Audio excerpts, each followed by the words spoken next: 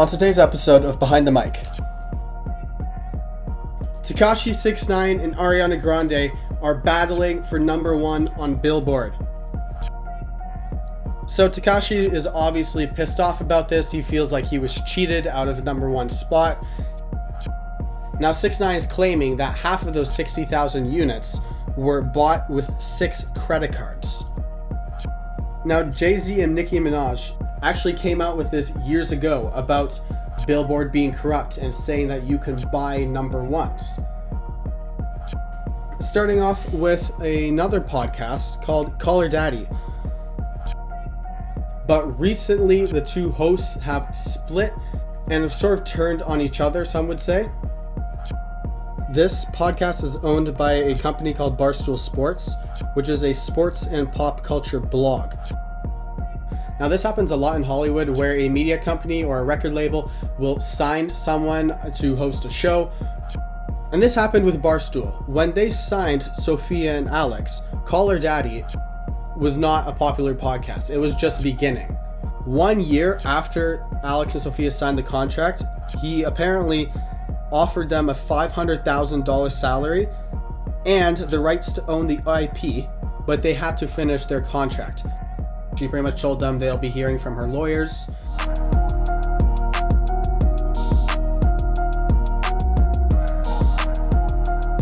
What is up? Welcome back to the podcast, episode 3, going strong.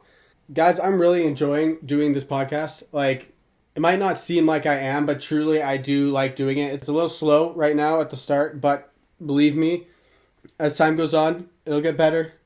It'll become greater. And we're making it work. Today's a little bit of a hot one, you know? We're going to be talking about some internet squabbles that have been going on. Starting off with another podcast called Call Her Daddy. Now, for those of you who don't know, Call Her Daddy is one of the biggest podcasts in the world and is hosted by Sophia Franklin and Alex Cooper. But recently, the two hosts have split and have sort of turned on each other, some would say. Now, to give this a little bit of a preface, this podcast is owned by a company called Barstool Sports, which is a sports and pop culture blog. Barstool is very popular on the internet, and it was founded by the man, David Portnoy himself in 2003. Now, Barstool Sports owns the IP to the podcast, and they have a contract with Alex and Sophia, who act pretty much as the hosts of the show. So as opposed to other podcasts, other late night shows, usually it is the host who owns it. So for example, the Joe Rogan Experience, Joe Rogan is the host, but he's also the owner of the show.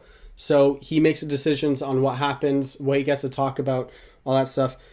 Now, Alex and Sophia are not the owners of the show because according to the contract that they signed with Barstool, they only act as hosts for the show. Now, it's been known for some time now that the contract leaned in favor of Barstool Sports. How much in favor is not known, but overall, Barstool gets a larger percentage of the revenue that comes in as opposed to Sophia and Alex who take a smaller cut. Now, at first glance, this might seem unfair to Alex and Sophia. Now, this happens a lot in Hollywood where a media company or a record label will sign someone to host a show or to be the face on a brand or music. And that person is a nobody. They haven't had their rise to fame yet. And this happened with Barstool. When they signed Sophia and Alex, Call Her Daddy was not a popular podcast. It was just beginning. It did not have a large audience. It was very small. But over a period of 6 months, it began to grow to become one of the biggest podcasts in the world. Now, Alex and Sophia reread their contract and they considered it unfair. So they went back to Barstool Sports and David Portnoy and they said they want this changed. Now, this brings us to a couple days ago with the latest episode of Call Her Daddy at the time of this recording, where Alex and Sophia explain the situation and what's happening and where they stand. Now, apparently, David Portnoy, who again is the owner of Barstool Sports, 1 year after Alex and Sophia signed the contract, he apparently offered them a $500,000 salary and the rights to own the IP, but they had to finish their contract. So they were done 1 year. They had 1 year to go, but he said, after you are done the second year and your contract is up, I'm offering you $500,000 in salary a year, and you get the IP to the show, so you get to own the show. We no longer own the show. Now, Alex was all up for that and she agreed to it, but Sophia did not because her boyfriend was leaning in another direction and wanted her to go on a different platform. So then Portnoy talks to Alex instead, and he offered her whatever salary she wanted and 75% of the IP. Now this brings us to today, because Alex was given one of the biggest deals you could hope for in podcasting. And Sophia found out about this, and now she wanted back. She wanted back in because, hey, she heard, whoa, Alex is getting 75% of the IP and whatever salary she wants. I'm sort of being left in the dust. And they ignored me. So that brings us to today, where Sophia has apparently gone back to Alex and David Portnoy, and she pretty much told them they'll be hearing from her lawyers. Now it's a huge mess because the Barstool is claiming that Sophia's lawyers aren't responding back and they're not being cooperative. So the whole thing's a giant mess. Like the only person that comes out of this whole situation on the positive end would be Alex. Because now she is offered 75% of the show and she gets to choose whatever salary she wants, which I believe is very generous from Barstool Sports' point of view. No, obviously they know that she's talented and they want to keep her, so they're willing to come to an agreement and meet in the middle. Something that Sophia wasn't willing to do. Or maybe at least her boyfriend wasn't willing to do. Which brings up a thought that I just had. Since when do women, especially in the entertainment industry, listen to their men? Like, isn't that the whole point of the Me Too movement and like empowering women, that you don't have to listen to men? There's a thought for Sophia. Your boyfriend could be wrong. He could be clouding your judgment. So yeah, that's all we have for now. We just have to wait for more information to come out to see how the whole situation unfolds. I might give an update in the next couple of weeks if something substantial happens. Otherwise, we'll have to see for now. Speaking of which, Call Her Daddy are not the only ones that are getting into internet squabbles, if we call it that. Tekashi 6ix9ine and Ariana Grande are battling for number one on Billboard. Obviously, a lot of you know Ariana Grande, very talented singer, very popular, just came out with a song with Justin Bieber called Stuck With You, charted on almost all platforms at number one. Tekashi 6ix9ine also recently came out with a song called Gooba, and recently there's been a little bit of a dispute as to which song deserves the number one spot. Now this all started with 6ix9ine, where he accused Billboard of being corrupt. And he said that you can actually buy units to boost your song to number one. Now, I'm sure we all know who Ariana Grande is, but to give a little backstory to Tekashi 6ix9ine, because I'm sure that a lot of people don't know they've heard of him, they've probably almost definitely seen his face around. But Tekashi 6ix9ine is an American rapper and songwriter. He has a little bit of a history with gang violence and drug abuse. In 2015, he pled guilty to a felony count. You'll never believe what this felony was for. Ready? It was for use of a child in sexual performance. Now, I knew this guy was like a bad guy, but like that's crazy. Use of a child in sexual performance? Dang. So for that, he got a 4-year probation and he had to serve 1,000 hours of community service. He was then arrested in 2018 for racketeering, weapons, and drugs charges. He then pleaded guilty to 9 of those charges, including conspiracy to murder and armed robbery. On February 2019, he was given a 2-year sentence, but then released during April 2020 on house arrest because of COVID-19 concerns due to 6ix9ine's asthma condition. Within 3 weeks of getting out of prison, 6ix9ine released a song called Gooba, which charted at number one all over the internet and broke records, one of them being the most viewed online hip-hop video in 24 hours. Currently, the video is sitting at just over 201 million views with over 6 million likes. And it was released on May 8th. Now get this, 200 million views in just a couple weeks. We haven't seen those numbers for years. Like that's crazy. It charted top 100 on Billboard and did very well on Spotify, while also reaching the YouTube trending page. And same story for Stuck With You by Ariana Grande and Justin Bieber. So to get back to the dispute, 6ix9ine is saying that Ariana and Justin bought units to boost their song to number 1. Because Stuck With You was in 5th place with Gooba in 4th. And then in the 11th hour, in the very last hour, Stuck With You rose 60,000 units to push them to number 1 and to push Gooba to number 5. Now 6ix9ine is claiming that half of those 60,000 units were bought with 6 credit cards. He then went to post on Instagram with a picture of him holding 6 credit cards in his hand and saying, "Don't worry, we going number 1 next time," at Billboard. So listen, I want the world to know that Billboard is a lie. You can buy number 1s on Billboard. I want that to register in your head. You can buy number 1s on Billboard. Last Thursday, Ariana was Stuck With You submitted 60,000 units last second.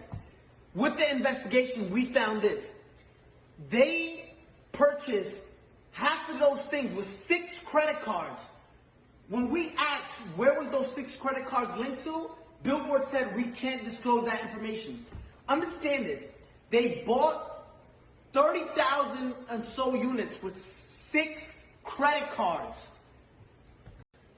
Gooba streamed 50 million streams, and this is what they're counting only, 50 million streams, right? They only counted, look what Billboard counts. They only counted 31 million. Billboard illegally disqualified 20 million streams so it can drop down and the people who bought the number 1, which was Stuck With You, can go to number 1. So Tekashi is obviously pissed off about this. He feels like he was cheated out of number 1 spot. He thinks that Ariana and Justin bought their number 1 spot. 6ix9ine also claimed in an Instagram video that Gooba streamed 50 million times, but Billboard only claimed 31 million of those streams. And Justin Bieber fired back at 6ix9ine saying that Billboard doesn't actually count streams, but physical copies purchased. 6ix9ine obviously disputes that and disagrees, saying that it only has to do with streams. Now, like Ariana said in an Instagram post, you can only buy 4 copies with 1 credit card. Now, you could buy more than 4 copies, but it's only the first 4 copies that will count towards the Billboard charts. And that's true. That is a rule that was put in place by Billboard. Everyone knows about that rule. So that makes it impossible for 30,000 units to be bought with 6 credit cards, as 6ix9ine is claiming. Now, Ariana went on to say that she is grateful for her opportunity to sing and to have a platform and for all her amazing fans. Now, Justin responded to 6ix9ine's statements about the units coming in last minute, and he said that that is actually part of their strategy this team has always done, where they submit their numbers at the last minute. Why you would do that, I'm not sure. I don't know how that really matters. But in any case, Ariana posted on Instagram addressing some of the concerns that people had. Now, she never addresses 6ix9ine directly, but I think most people can surmise that when reading the post, she's talking to 6ix9ine, and because she refers to someone as you, and she says to that person, humble yourself, don't discredit the hard work that she and Justin have put in and both their teams have put in to the project. The song and a lot of the money that it makes is for charity. It's for a good cause. Now, 6ix9ine responded to that, saying that she is a beautiful singer, talented and hardworking. He is not going after her specifically, but going after Billboard for being corrupt. Now, 6ix9ine responded to Ariana, saying that he's not coming after her. He thinks that she's a beautiful singer, a talented and hardworking woman. He said that he works hard and he came from the bottom, that he represents all the kids on the streets, that is something that Ariana will never be able to understand because of her background as a Nickelodeon star. He said to her, "You are very talented and beautiful, God bless you, but you will never understand my pain."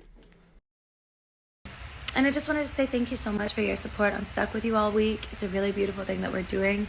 I want to ask my fans to not lose sight of the reason why we put this record out in the first place and why I make music at all. I know that everyone wants to see me and Justin win and have numbers that matter and whatever, and I get that, and I love you, and you're ferocious, and you're passionate, and I'm so fucking grateful to have you supporting me. But I just don't want you to lose sight of the reason again why we make music and why we put this song out in the first place. Okay, so I think there's two things that are going on in this entire situation, this dispute. I think the first thing is that Justin and Ariana are being accused of buying units to boost their song to number one. And the other one is whether or not Billboard is corrupt. Now, Jay-Z and Nicki Minaj, two other well-known names in the entertainment music industry, actually came out with this years ago about Billboard being corrupt and saying that you can buy number ones. And that you can buy number ones on Billboard. So I'm just going to give my take on it. So my take on this entire situation is that I would say that Justin and Ariana are innocent of buying units. I don't think they did. I think the song was very successful. They both have massive fan bases. They have very loyal fans. I think the numbers line up just based on the amount of people that bought the songs. You can check the numbers online. But I would not be surprised if Billboard was corrupt. I wouldn't. I totally see the possibility of Billboard taking bribes and pushing certain songs to number one, to higher spots in the top 100, especially to the number one spot. Because everyone knows the higher you are on the charts, especially with Billboard's top 100, the higher you are, the more money you have, the more views you will get, the more fame you will have. So it's a big deal. I do have to say 6ix9ine says that his team put in an investigation. He has a lot of screenshots on his phone and that he's showing some of them, but others he's not. He's saying that his team did that investigation, and yet he hasn't come out with any hard proof. So we'll see what he comes out with in the next couple of weeks, maybe to see if he has any hard evidence. Either way, I just think that this whole situation is a messy one. No one comes out of it looking very good, especially 6ix9ine if he doesn't come out with any evidence. But time will tell. We'll see where it comes from.